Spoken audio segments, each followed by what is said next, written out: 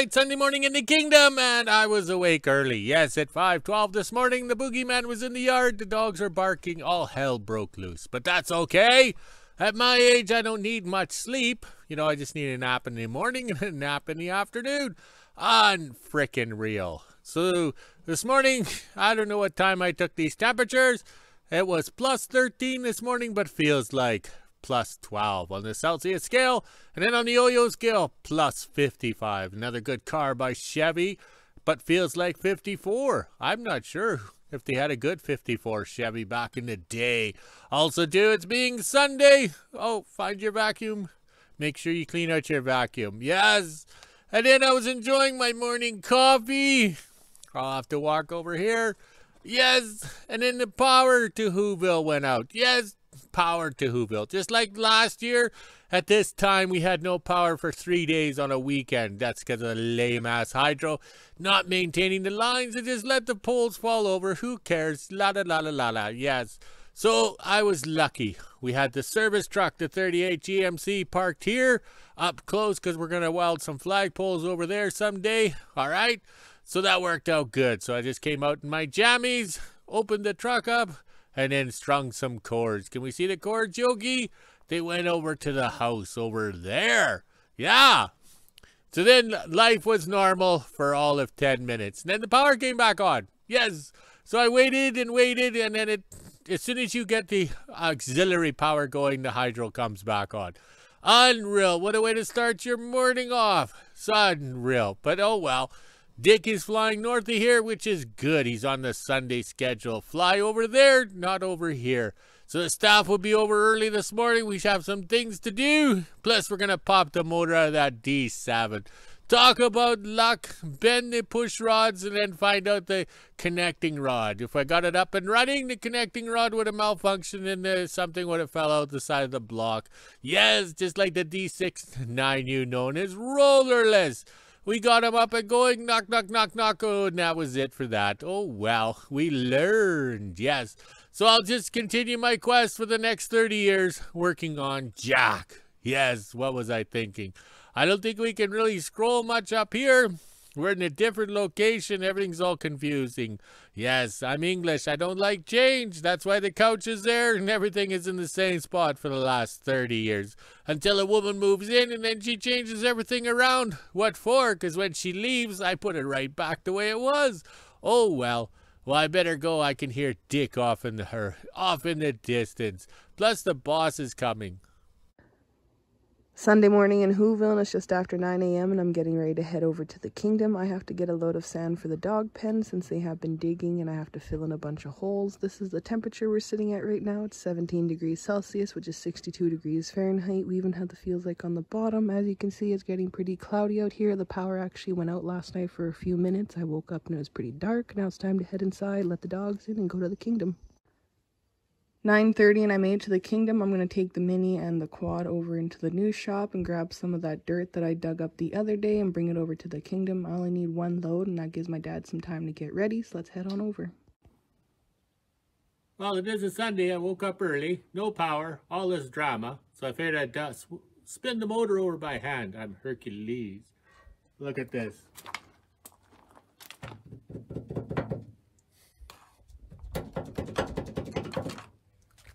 That's a little too noisy. Oh well. 3 out of 4 is not bad.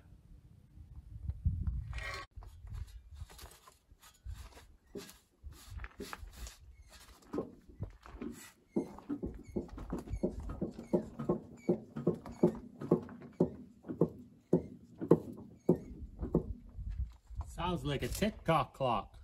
It's not supposed to do that. No. Oh well. Let's take it apart. Inside the new shop with the mini and the quad, I'm going to take some of this dirt that I fluffed up the other day and bring it back into WHO-ville. The dogs have been digging pretty big holes, so when I get back over there, I'll do a little video for you guys, and let's see how long it'll take me to get a couple scoops. 10 a.m. and I just finished getting some dirt. Now I'll head on back into WHO-ville and fill in my dog pen. Shouldn't take me very long, then I have to wait for my dad to message so I can come back and we can pop the motor off the D7.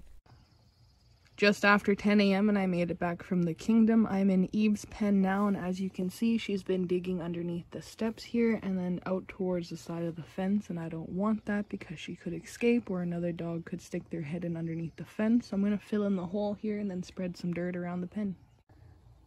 Didn't take me very long and I was able to get some dirt down. Now I can fold the stairs back over. This is how Eve gets in and out of the pen from the house. There's her little doggy door there. And then I'll go over to Herc's and fill in that big hole. 10:30 and I'm inside Herc's dog pen now. Look how big of a hole he dug in here, a lot bigger than Eve's hole. I have been filling it in, but then he just keeps digging it back up again. These are his stairs to get in and out of the house, so it's not good. I don't want the stairs to fall off the house or for him to get hurt. So let's fill this in and hope he doesn't dig it back out again. Almost 11 a.m. and I just finished filling in Herc's hole. Looks a lot better now. Let's see how long it'll take before he digs it up again. Now let's put the quad trailer away and wait for my dad to message. Just after 11 a.m. and I made it back to the kingdom. Looks like my dad is ready to pull the motor out of the D7. Then we are going to put some stuff into trailer number 3, all the old grader parts and stuff. So I better head down to the shop and see what my dad's up to. Down at the shop now, we were going to put the grader parts in the trailer number 3, but my dad has other plans. He's going to work on the motor here and pop the head off and do a couple things. So now we're going to get the green toy out and pull it up over here so we can pop this motor out, and then we'll put it on the pallet, tip it over, and take the oil pan off to see what's going on underneath. 11:30 and we're all set up now. I'm going to jump on the green toy and work the controls while my dad pulls the motor out, so I'll be switching over to the tripod.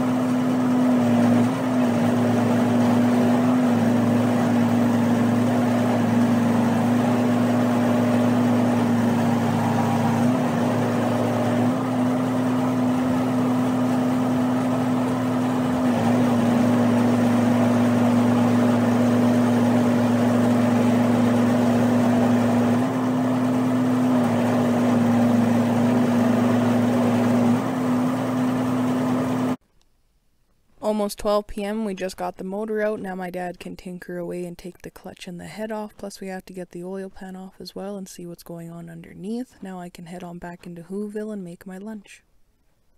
Okay, lunchtime in the kingdom, and that motor is officially heavy. Yes, and I mean heavy. But the first thing we got to do is get this clutch off to kind of balance it off, because we have to replace these. Yes, these. That's a little spooky. That's the only thing holding the clutch in is rotten rubber. So it's a good thing we're just pop the motor out and we'll get those things off. I don't know. I don't really like this design. I have the oil clutches in the D6-9Us. I really like those. But this one here, this is a little spooky. Oh, I just had some peanuts. So then we got it laying on its side. We'll pop the cylinder heads off so we can play with the valves, see what's all going on. I got that third one or whatever loosened up, but we just want to double check. We've come this far, so what the hell, we'll just keep going. And then over here, we got it here so we can weld. Yes, we can do some welds in there. And the sad part is, I don't know if we can see this, Les Nessman. All right. There's no nut on the flange there. So to change the oil seal behind it, you got to take the transmission out to take the shaft out. So you have to take the transmission out to, how would you say, lift out take the transmission out, remove two shafts, and then remove that shaft to put a seal in.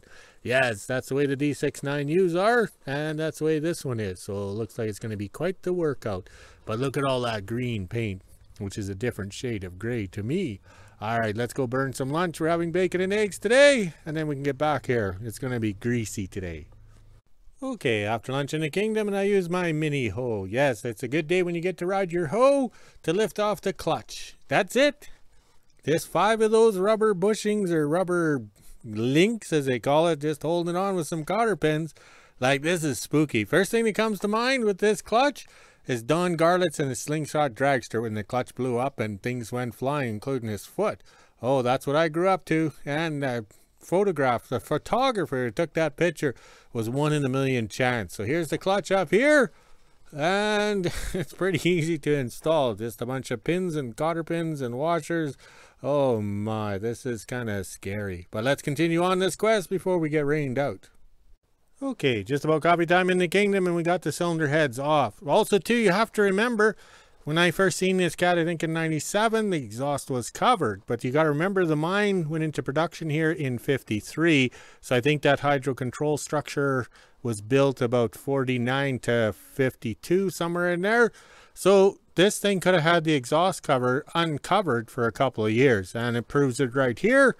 Number one cylinder, got a little bit of rust, but it still moves around, so this isn't not bad a shape. Very pleased, except for these goddamn oil lines. Caterpillar makes them so they next to impossible. They're joined way down in there. Unreal. So I had to bend and wiggle to get them out. And of course the cylinder head has a lip right in here, so trying to get it through that hole was unreal. So we're not too bad with what it looks like here. Very pleased. And same as over here, very pleased. All right, and I'm beginning to wonder, how can all 4 of these bearings have slop in them on the connecting rods? Maybe you got some bad oil, but we're going to pop the pan off next and see how bad it is. But it's going pretty good. I have no idea where those little oil galley lines hook up. Most likely under those covers right there that you got to remove everything. Caterpillar is not the easiest thing to work on. You need a box of band-aids and a bottle of vodka. That's the only way you can understand it, how to work on them. And you have to have experience and know the tricks. All right, so let's have some beverage to celebrate. We got the heads off. Okay, just after coffee in the kingdom, and she's getting black skies. That means there's a storm coming. The temperature's dropping. You can feel the cold air in the breeze. So the mini hoe comes in handy, because this is how you take the pan off. Yes, I like working on the motors on their side. It's a lot easier to work on. Plus the debris, especially the cylinder heads, getting to slide off versus lifting up. The dirt and debris is gone. Yeah, you can blow it away. All right, so we found the problem with one cylinder here. This is number 1. The bearings are broken. Yeah, it's the minor detail. You know, it is a little bumpy here, but that's no problem. We'll buff that out. I don't know. Let's get some other ones caps off before it rains and get some tools put away. Very pleased with this so far. Oh, there's little pieces left in the oil pan. It could be from some catastrophic explosion before, but it's hard to say. We'll figure that out later. let's hurry up before we get wet. Okay, having to hustle and get this apart. I took the rod bearings off. So this is number 4. It's in bucket 4. This one's not too bad. It's kind of smooth, All right. 3 is about the same. No markings on the bearing caps or anything like that. So I have no idea what size they are, the part number, or anything like that. And number 2 is not bad. And it's in there. It seems to be number 1 that kind of fell apart. But also 2, take the filter screen apart. Look at all this here and the pieces here, those side things there. Okay, can you see that, Les Nesmith? So I think it's the thrust washer back in here. There's the thrust bearing. Let's see if we have enough talent. Ooh. And back we go. Look at that. This thing's a knock-knock motor, no matter what you do. So it's kind of pointless taking the crankshaft caps off to see what's going on. We've gone as far as we can go today. We've got everything well marked. Let's put stuff away, and then tomorrow we can work on that transmission, because we can pop the transmission out and then figure out what seal we need. Yeah, we can do lots of work for one $10 part. This here can be a winter project in the little shop over here, as we sit down with it like this and put the pieces together after Eldon Musk phones in his credit card to Sir Rodney so we can buy a bunch of bearings and a few other things. All right, let's get these tools put away before we get wet. Okay, try this again. It wasn't working. So, all right, so we got everything organized. Everything's in the little tubs ready and marked, because it could be 15 years before we put this thing back together. All right, so there we are. We need 4 of those little brass furrows for the head gasket. Yes, and this is the way we do it. Everything is well marked, so I can figure it out and find it 15 years from now. But let's hope not. Let's hopefully the money tree will blossom and we'll get this thing done. All right, where sun's coming out. I don't know why. It looked like it was going to rain. I ran around, put all the tools away, and then there's no rain. Oh, well. I'll continue putting the tools away because supper will be delivered at 6 p.m. 2 p.m. and this is the temperature we're sitting at right now. It's 21 degrees Celsius, which is 69 degrees Fahrenheit. We even have the feels like on the bottom. As you can see, there is some clouds rolling in. It's kind of windy, so it's keeping the sand flies away. Now it's time to head inside, let the dogs out. Then I'm going to get my prep ready for supper. I'm going to do ribs, mashed potatoes, stuffing, gravy, and some corn.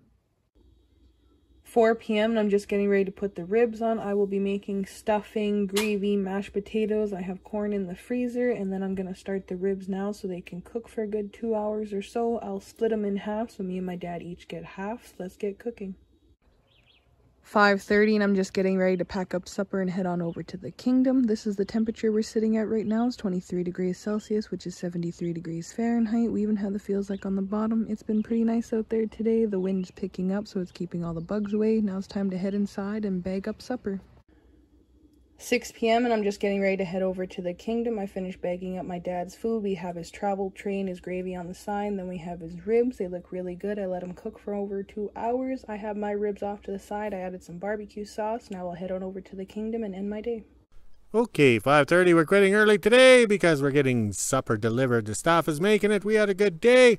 Up and down, working on that big motor. That's, I don't know what I'm going to do as I get older. I'm going to have to get smaller projects. Yes. All right. Look at the flag. Stay focused. I think I've had too much to drink. All right. Let's go walk the dogs, drink some more beer, make a video, and we'll talk to you later.